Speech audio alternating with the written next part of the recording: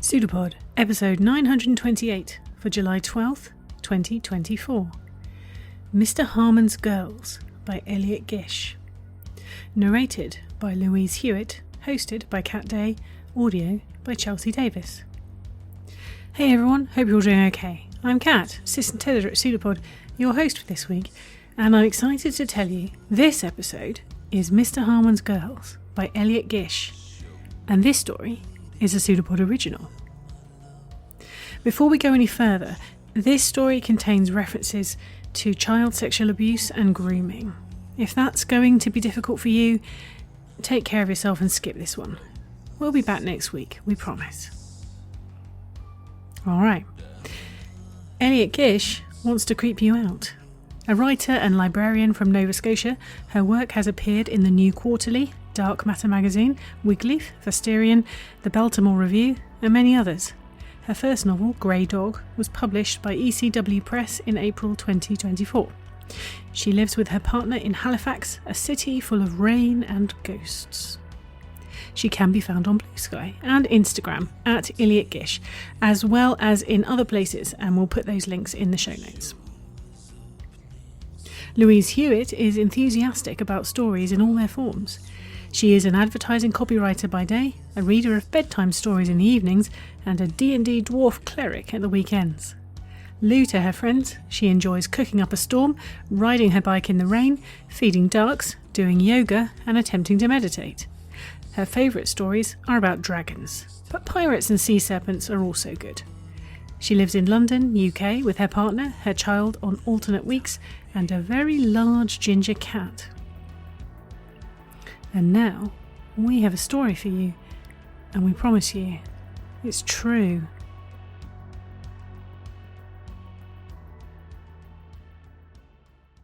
Mr. Harmon's Girls by Elliot Gish. Narrated by Louise Hewitt. The first day of school. Bright, cold, the sky that special autumn blue. All of us in new clothes and fresh white shoes, bold and laughing, shy and silent, angry and turned darkly inwards. We streamed into the building in clumps, braving the dark recesses of its brick walls with only our knapsacks to protect us. Some of us moved in groups of 6 or more, most in 4s, or 3s, or 2s, and some, the ones who couldn't make friends, or could but didn't want them, or had them but were, for whatever reason, not speaking to them just then, by ourselves. We filed raggedly into a freshman English class, and there he was, sitting casually on the edge of the battered teacher's desk. He was tall, though all adults seemed tall to us then. His dark curls were longer than we were used to seeing on a man, especially in that school, in that time. He sat ankle over knee, jaunty, irreverent. A smile revealed 2 bottom teeth snugly overlapping. His little round glasses kept slipping to the edge of his nose, making a break for freedom. The eyes behind them were the mildest shade of blue. Over his left shoulder, we could see what he'd written in a charismatic cursive on the board. Mr. Harmon. "But you can call me Rodney," he told us, after we'd all sat down, and we murmured at the novelty of an adult freely offering his first name, as though it was a little treat he'd decided we'd earned. He was new to the school, he said, just like us. He had left a job at a high school on the other side of the country to accept one at ours, travelled an unfathomable distance just to be there with us. It made us like him, so did his hair, and his glasses, and the shy, sly flash of his smile. Some of us thought about him later, after school, in our beds. Most of us didn't. We did not realise, then, what he would become. There were few male teachers at our all-girls school, and none of them were like Mr. Harmon. He wore shirts with patterns on them, and no ties, and jeans on Fridays, even though they weren't allowed. He encouraged us to tell him jokes, laughed boisterously even when we stuttered or messed up the punchlines. He encouraged us to think about the texts we read, to ask questions, to argue. Every day he brought in a bowl of hard candy to pass round while we discussed literature. Eating in class was strictly forbidden, but he pretended not to see us do it, conscientiously averted his eyes when a girl popped a caramel in her mouth and began to suck. "My girls," he called us, and we thrilled to hear him say it. Under his eye, we were a collective, a flock, and he our gentle shepherd, urging us toward knowledge. He had us read Shakespeare, not Romeo and Juliet, which we already knew too much about, nor Hamlet, nor even Othello, which was going through something of a post-Renaissance in those days. We were assigned Titus Andronicus, that early curiosity of rape and cannibalism. "You need to read this to understand why the bard was a genius," he told us, perched on the edge of his desk. "Even though the play is not itself a work of genius. All the signs are there, the right elements are in place, but somehow they don't add up to something great. Why?" He led us through the play, scene by scene. The scheming of Timora, the murder of Bassianus, the ravaging and mutilation of poor helpless Lavinia. Each day we played different characters, although Kyla, who was a year younger than the rest of us, and wildly freckled, but possessed of a powerful, booming voice, always asked to read for Titus Andronicus himself. "Thou hast no hands to wipe away thy tears," she bellowed, affecting an accent that might have been British, "nor tongue to tell me who hath martyred thee." And Mr. Harmon nodded approvingly. "Nicely done," he said, and fished a caramel out of the bowl. The wrapper fell from his hand to the floor, where he left it. Jenny was the first.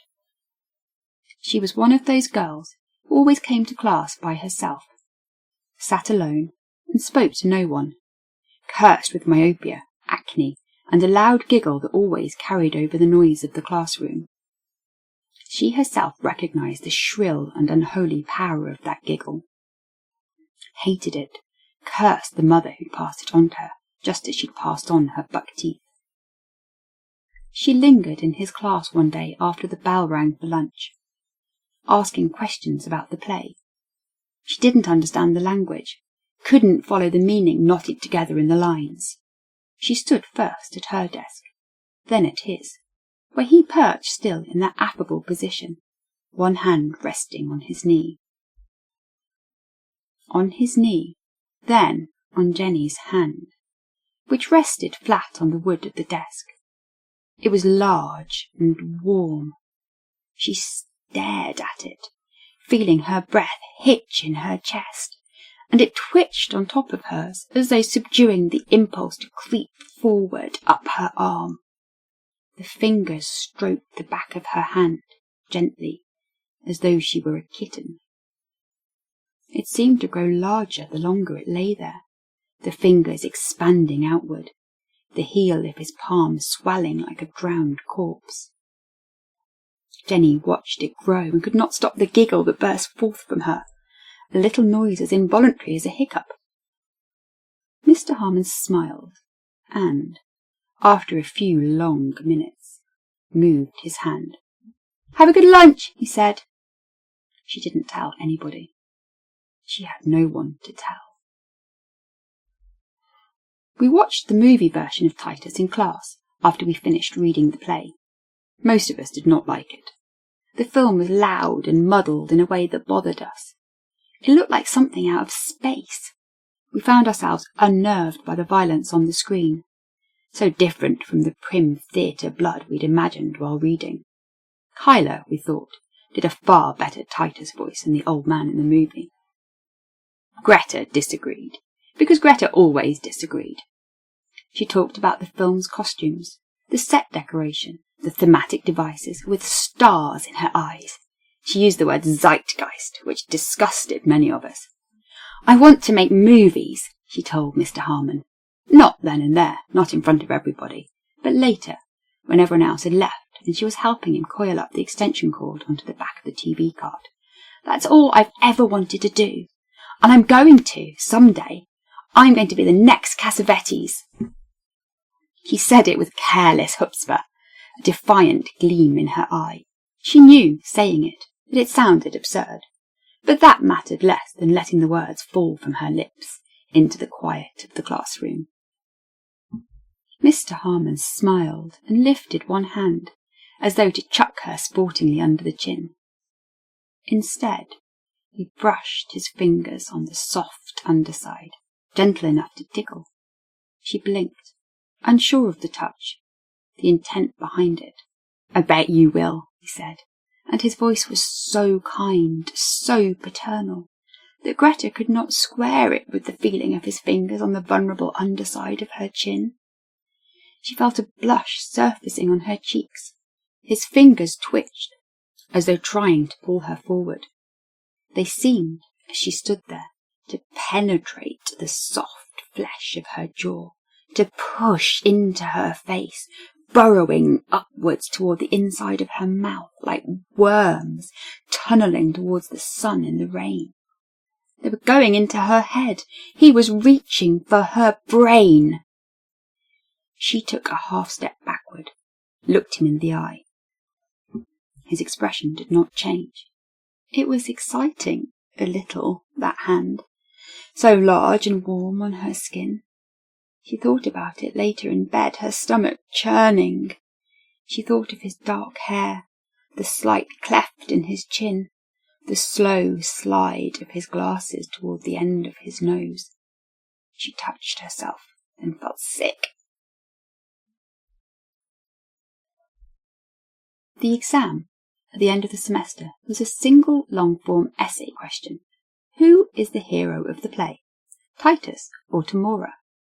For some of us it was a breeze, a joke, a matter of serving up our own thoughts with a sprinkle of vocabulary words. For others it was a nightmare. It was a nightmare for Mauricia, a mathlete champion 3 years running. She was not stupid, but hers was an intelligence suited to algebra, to chemistry, disciplines in which things were governed by rules and formulas. There was no formula for an essay question. The exam seemed to be asking her opinion, and yet Mauricia knew her opinion would not be enough. Not that she had an opinion anyway. The stupid play was all about people who talked a lot, then murdered each other. Who could say who was the hero? Who cared? So she sat for the full 2 hours, staring at the blank booklet in front of her, chewing the end of her pen until it burst and turned the tip of her tongue blue. The empty page cast a kind of spell. She got lost in the space between the lines. On the teacher's desk, the rooster-shaped egg timer he'd brought in to mark the exam period began to ring, making Mauricia jump. She looked up and around, realised she was the only one in the room. Just her and Mr. Harmon, who had already started grading the stack that the other girls had left. "Time's up," he said, pleasantly enough, but with an air of distraction. "But I'm not done," Mauricia said. Mr. Harmon shrugged, not looking up. "I'm sure whatever you have is fine," he said. "Just leave it on the corner of my desk." Mauricia looked down at the blank page again. She'd not even written her name.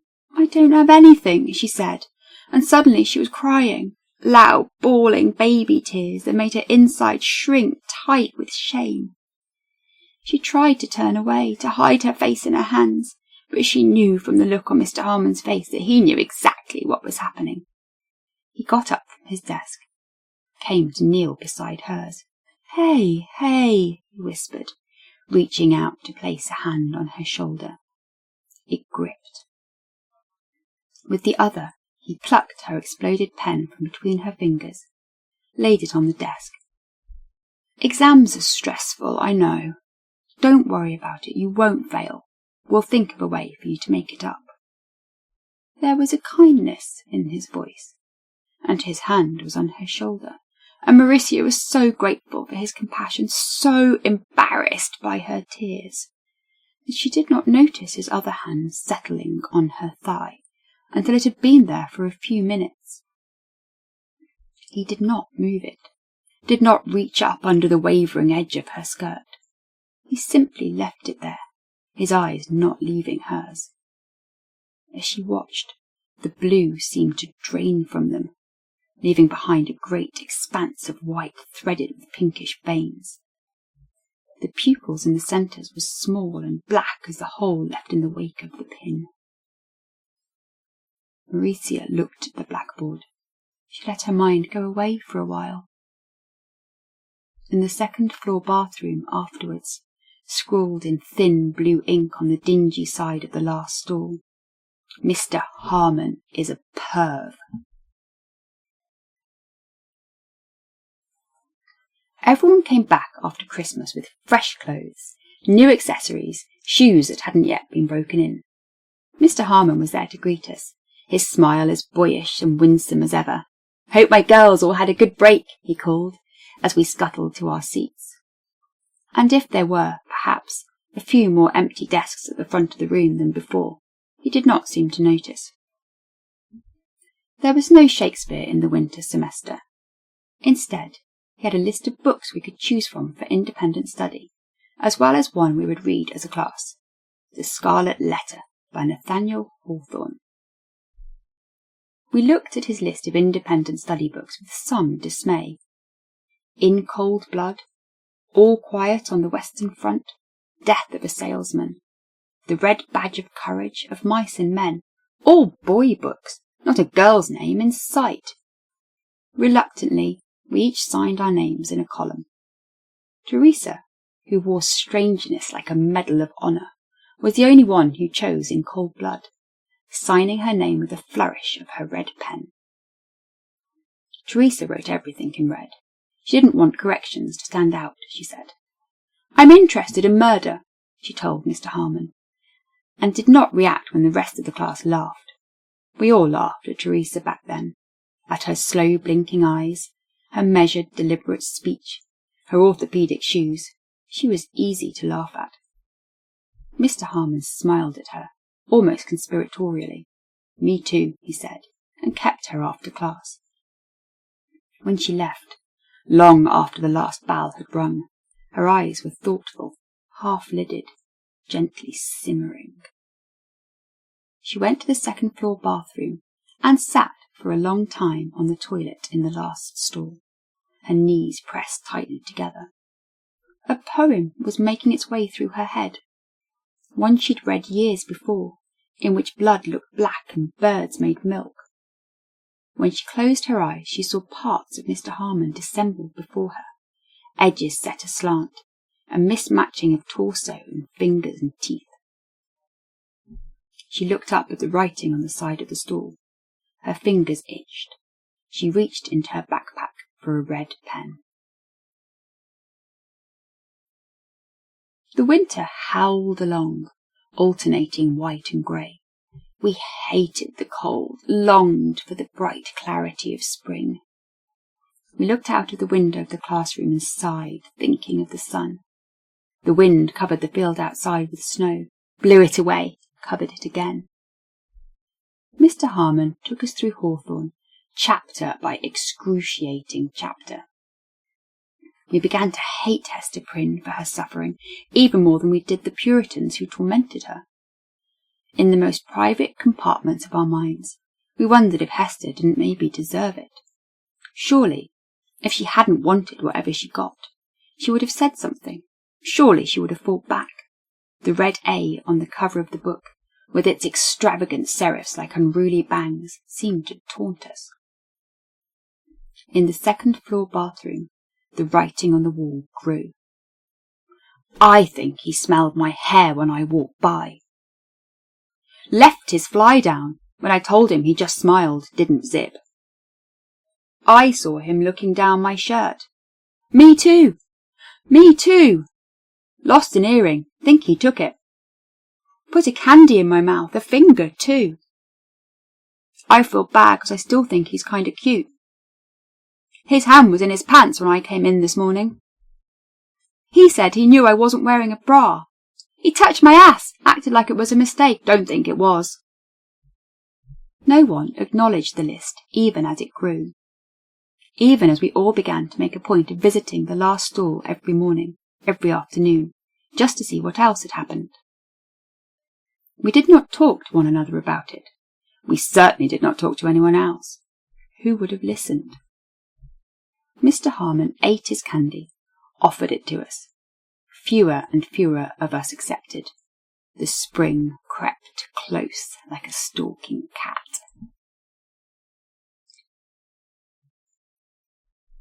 It was what happened with Kyla that changed things. He'd never touched her. Maybe it was because she'd been Titus Andronicus last semester, and the force of her voice had kept him at bay. Maybe it was because she was younger and looked it. Whatever it was, he had refrained from Kyla, had shown, in her case, a modicum of restraint. But as the winter wore on and began to turn, wearily, into spring, he began to linger by her desk, to smile at her when she met his eyes, to touch her lightly on the shoulder, say, to reward her when she answered a question. We saw the blush rise under her freckles. He pressed a candy into her hand, held on longer than he had to, and she laughed and frowned and looked away, perturbed by a feeling of shame. She never ate that candy, but kept it in her pocket. She felt vaguely that to consume it would be an acceptance, an acquiescence, though she did not know of what. The rest of us knew. "Don't!" we all thought, the day he asked her to help him retrieve something from the basement supply closet. "There's nothing there. He doesn't need you. He just wants you, like he wanted all of us." But of course, we didn't say it. We watched her get up and follow him out. We watched her follow him back in, and saw at once that something had been taken from her. Her eyes were newly veiled, her mouth a trembling line, her hands spasmed on her desktop, as though they wanted to grasp something and break it. In the supply closet he'd grown suddenly larger, towering over her like an ogre. Kyla had looked up and seen the top of his head brushing the ceiling, felt herself shrink into his shadow until she was hardly bigger than a doll. He filled the very corners of the room until it nearly burst. Underneath the writing in the second-floor bathroom, a new line appeared, jagged capitals in red permanent ink. Tuesday, bleachers, 4 p.m. There were still little greyish piles of snow on the bleachers, remnants of a winter that refused to leave. We met there, all of us, while the rest of the school straggled down the front steps and into buses and cars. 24 of us, maybe? Perhaps more, perhaps less, crowded under the bleachers in an untidy mass, a rat king with tails knotted lucklessly together. We watched the edge of the field to see if anyone approached, but we watched each other more closely still. There was a camaraderie in our eyes, of sort, but no trust. Teresa stepped forward, holding her red pen. We nodded when we saw that. We'd all suspected she had extended the invitation. It was the kind of thing she'd do. Tell, she said, and we did. Sarah H. had bent over on the way to the door to tie her shoe. He was sitting at his desk 15 feet away, but she'd felt his breath in her ear, heard his voice murmuring a dirty joke as though he'd been standing next to her. Chris he'd met coming out of the bathroom. He stopped her, asked her about a poetry assignment, stepped closer and closer until she was flat against the wall, the bulk of his body pressing down on her. He held her there for a breath, then stepped back. When she looked, there was a faint indent of her body in the bricks. So Hyun he'd crept up behind during silent reading, reaching out to brush his fingers against the brass strap that slid down over his shoulder and into view. "The lightest touch," she said, and reached up to touch the shoulder herself. "I found blisters there after." Riley had run into him after soccer practice, when the locker room was empty. She did not go into further detail, just pressed her tough girl lips close together until they changed colour. Valerie had stood in front of him in the cafeteria lineup. She thought at first that she was imagining the hand brushing down the length of her dark hair as it swung against her shoulder blades. She showed us the pale streak it left behind, as though his hand had bleached it. Each story was a single pebble held in the palm of a girl's hand. Alone they were nothing. Together they were a landslide. "Come back here tonight," said Teresa. Light slanted between the slats of the bleachers, a band of it catching her eyes. Bela Lugosi, thought Greta, not without admiration. "Bring anything you have that he's touched. I've got an idea." It was harder for some of us to sneak out than others, but we managed. All but Ashley B., who had a head cold, and Larissa, whose mother locked her in her room at night and checked the bed every hour to make sure she hadn't disappeared. The rest of us made it, creeping downstairs and out of windows, leaving the requisite pillows beneath our bedclothes. One by one we crept onto the field, giggling with nerves and something like awe. In the moonlight the bleachers looked different, primitive and shiningly pale, a monument to a brutal god. Teresa was waiting for us, cross-legged on the grass, even though it was wet and cold, with a tin bucket in front of her. The rest of us squatted awkwardly, offering our assorted objects. "Put them in the bucket," she said, and we did. Valerie put in a leaf he'd tenderly pulled from her hair. Jenny put in a pencil she'd borrowed from his desk. Greta put in, not without a pang, an essay he'd marked with an extravagant A+ and a sprawling "Great job, Cassavetes."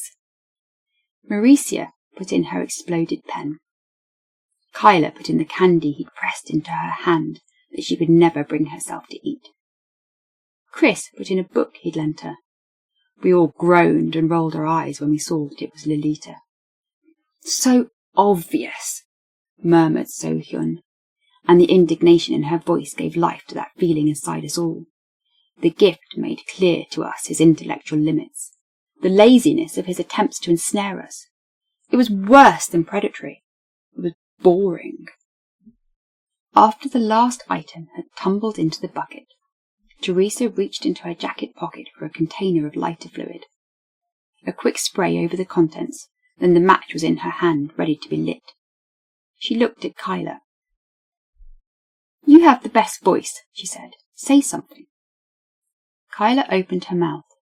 No sound came out. She suddenly looked lost. "It's okay," Teresa said, and reached out with one hand to touch Kyla's shoulder briefly. Kyla shuddered, tried to cover it with a shiver. Teresa's hands, she would say later, were so cold, so cold. It was like she wasn't a girl at all, but some strange amphibious thing. "It doesn't have to be perfect. You say something, and the rest of us will think it." "Think what?" asked Sarah H., and flinched when Teresa turned to look at her. "We'll think," she said, "about what we want to happen to him, what we want him to feel." Sideways glances, eyes meeting and falling away, hands straying suddenly to cover areas of the body he'd touched. We all knew what we wanted him to feel. "Think it," Teresa said. "All of you, as hard as you can. Kyla, say something. Do it, now." She lit the match, held it over her head for a moment like a torch, then let it fall into the bucket. The sound the objects made as they caught fire was loud, but drowned out almost immediately by Kyla. Kyla, whose voice boomed like a tyrant's. Kyla, who was not now Titus Andronicus, but Tamora. Kyla, who roared over the crackle of the flames. "I am revenge, sent from the infernal kingdom to ease the gnawing vulture of thy mind by working wreakful vengeance on thy foes." Her voice echoed madly through the field. In the distance a dog barked twice, then fell silent. We sat and watched the objects burn. The firelight cast strange shadows on all our faces, made us weird and wild. Teresa looked at the flames, then at all of us, and smiled. "And now," she said. The smell of the fire was still in our noses the next morning when we shuffled into English class, the stink of smoke still in our nostrils. Ashley B and Marissa looked at us with wide, wondering eyes, longing to ask questions. But before they could, Mr. Harmon himself came into the room, brandishing his battered copy of the Scarlet Letter. "Hello, my girls," he said, as cheerful as though he didn't hurt at all, as though our midnight ritual in the field had meant nothing. "Let's get started. We have a lot to get through. Chapter 12, please." He began to thumb through the book. This was, or always had been, our cue to follow suit. We'd always done it before. We'd tried to please, followed his lead, been his girls, his flock, his sheep. But now we sat and stared and let our hands lie flat on our desks or dangle at our sides. We watched him find his place.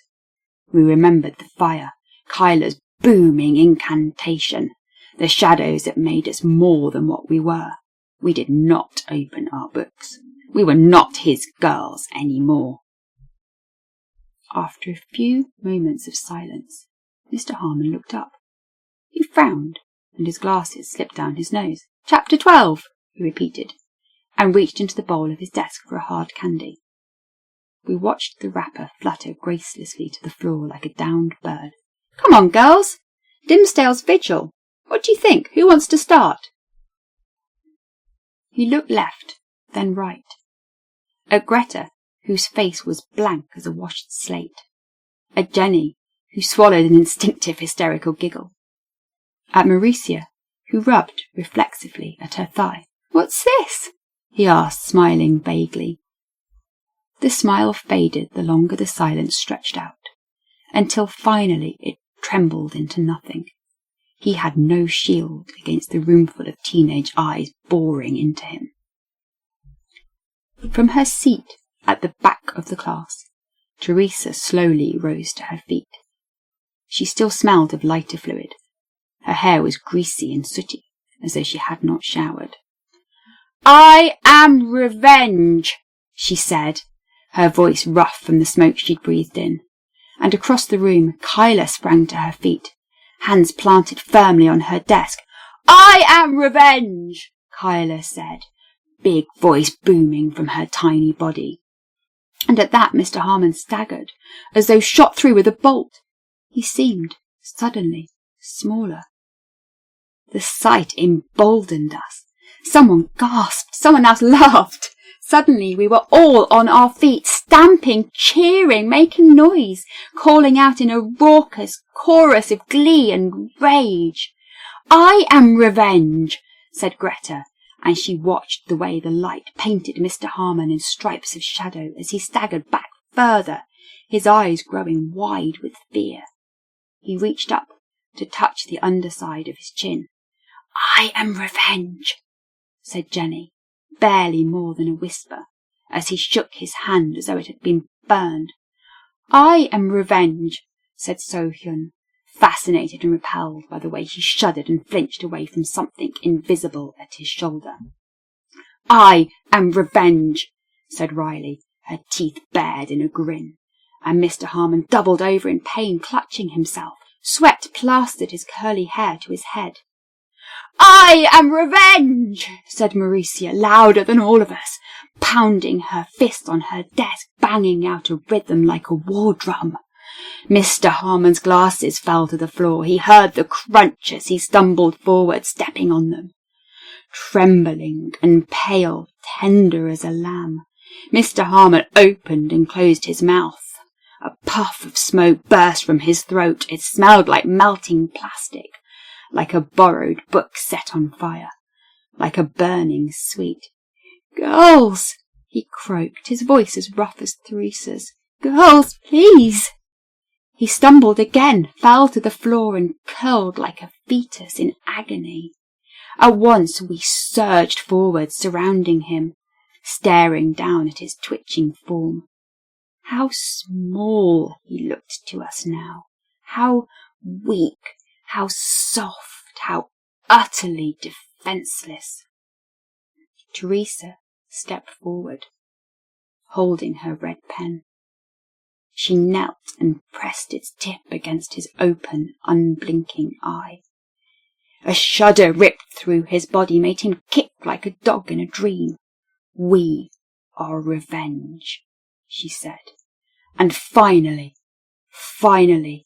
Mr. Harmon began to scream.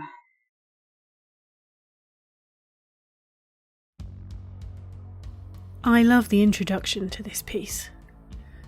Bold and laughing, shy and silent, angry and turned darkly inwards. A perfect description of a group of teenage girls in just 11 words. And then Mr. Harmon.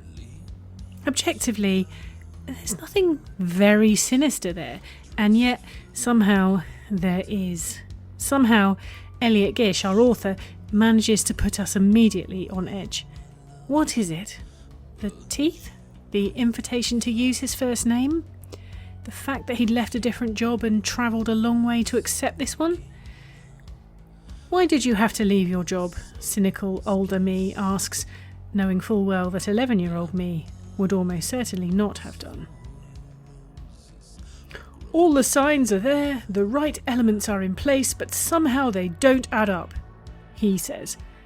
And I thought, you know, they do say that every criticism is a confession. So it's not a surprise when his predatory side becomes obvious. It was just a question of when. And our author doesn't have to be explicit about it either, and is not.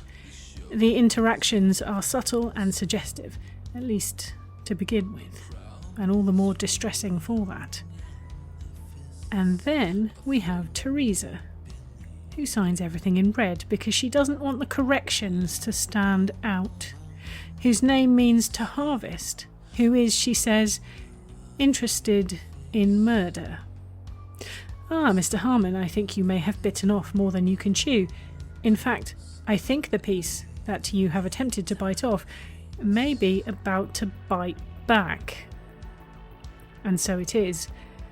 The downfall of men like Mr. Harmon so often comes down to the fact that women talk. This is why they're so often so desperate to prevent it. If they silence the witch, after all, she won't be able to warn the other women whom she so often counsels. Mr. Harmon gets his comeuppance, and we can all be glad of that. He will not be travelling to another school, on whichever edge of the country he has not yet tainted, to start all over again with fresh anonymity. Well done, Teresa. One thing. This is, of course, a story about a predatory teacher. That's not in question. It's clear in his actions, both explicit and implied, that his intentions are nothing but abusive. Forgive me, but I do just want to underline those actions. The touching, the suggestive comments, the singling out of individuals for special treatment. We'll think of a way for you to make it up. The things the girls describe on the wall of the second-floor bathroom. All predatory behaviours. However, simply giving young people interesting books, particularly ones in which they see themselves represented when perhaps they don't see that enough most of the time, that is not predatory behaviour. That encourages thinking and the asking of questions. Grooming very often encourages precisely the opposite. Are we all clear? Good. Lots of love to all the librarians out there. Keep fighting. On to the subject of subscribing and support. PseudoPod is funded by you, our listeners, and we're formally a non-profit. One-time donations are gratefully received and much appreciated, but what really makes a difference is subscribing. A $5 monthly Patreon donation gives us more than just money. It gives us stability, reliability, dependability, and a well-maintained tower from which to operate. And trust us, you want that as much as we do. If you can, please go to pseudopod.org and sign up by clicking on Feed the Pod. If you have any questions about how to support EA and ways to give, please reach out to us at donations@escapeartists.net. And if you can't afford to support us financially, then please consider leaving reviews of our episodes. or generally talking about them on whichever form of social media you can't stay away from this week. We now have a Blue Sky account and we'd love to see you there. Find us at pseudopod.org. If you like merch, you can also support us by buying hoodies, t-shirts and other bits and pieces from the Escape Artists Void merch store. The link is in various places, including our pinned tweet. PseudoPod is part of the Escape Artists Foundation, a 501c3 non-profit, and this episode is distributed under the Creative Commons Attribution Non-Commercial No Derivatives 4.0 International License. Download and listen to the episode on any device you like, but don't change it or sell it. Theme music is by permission of Anders Manga. Next week we have Bone Soup by Ivinia Trendafiliou, narrated by Steph Bianchini, again hosted by me, with audio from Chelsea Davis. And finally, PseudoPod and Shakespeare. No. Come, let us go, and make thy father blind. See you soon, folks. Take care. Stay safe.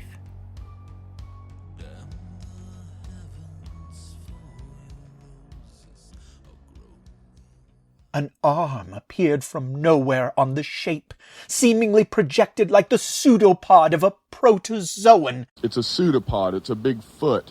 It's all about podcasts these days.